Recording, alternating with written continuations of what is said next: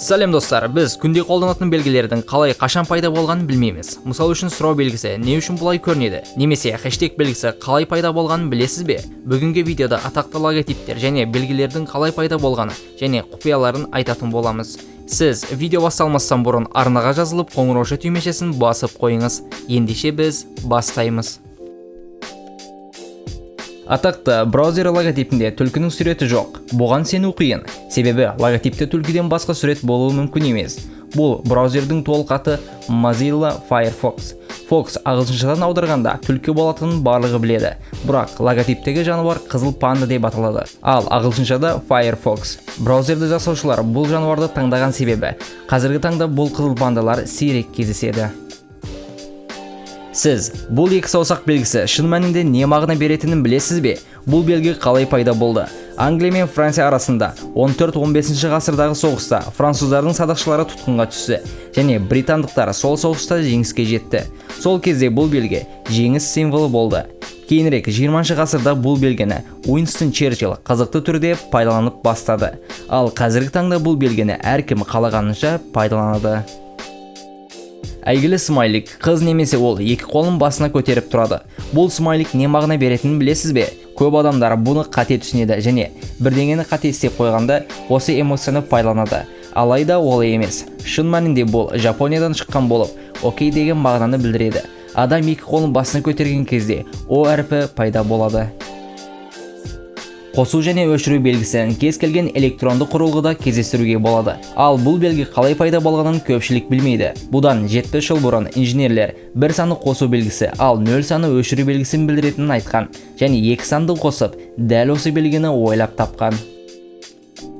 Біз бірдеңенің дұрыс екенін білдіру үшін галочка белгісін қоямыз. Бірақ не үшін галочка? Галочка латын тіліндегі V әрпі болып саналады. Рим империясы кезіндегі алфавит және оның ішіндегі veritas сөзі шындық немесе рас деген мағына берді. Және уақыт өтіп V әрпі өзгерді және галочка белгісі пайда болды. Бір қызығы, бірнеше елде галочка белгісі теріс мағына береді. Финляндия, Жапония, Швецияда галочка қате белгісі ретінде қолданылады.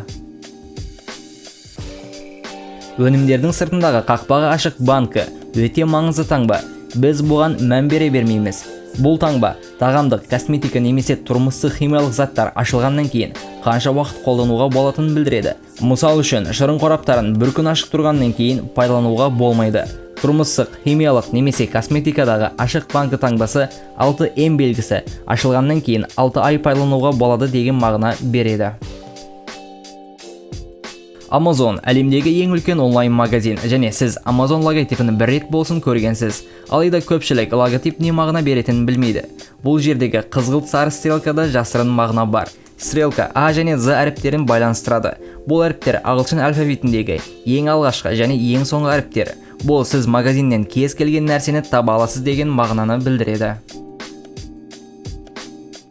Хэштег белгісін қазіргі таңда кез келген әлеуметтік желіде кездестіресіз. Бұл белгі Instagram, YouTube және тағы басқа әлеуметтік желілер пайда болмастан бар еді. Бұл белгі иә деген мағына береді.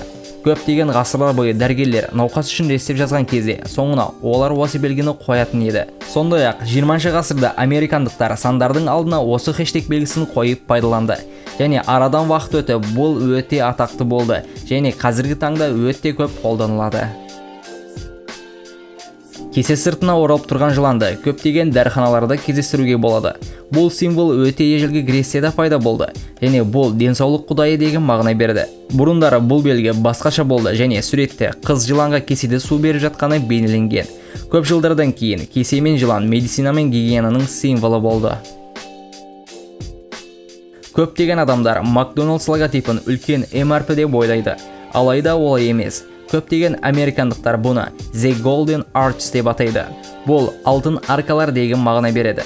Бастапқыда ағайынды Макдоналдстар 70 жылға жуық мүлдем басқа логотипті қолданған. Кейіннен олар логотипті өзгертуге шешім қабылдайды және мекемеге үлкен аркалар қояды. Себебі жүргізушілер бұл фастфудты тез байқаулары үшін. Арадан 10 жыл өтіп, дәл қазіргі логотипқа өзгерді және сол кезден бастап осы логотип атақты болды. Сұрақ белгісі қалай пайда болды және не себепті ол осылай көрінеді? ол латын тілінен пайда болған. Латын тіліндегі кітаптарда сұраулы сөйлемдердің соңына question сөзі қолданылды. Латын тілінен аударғанда бұл сұрақ деген мағынаны береді.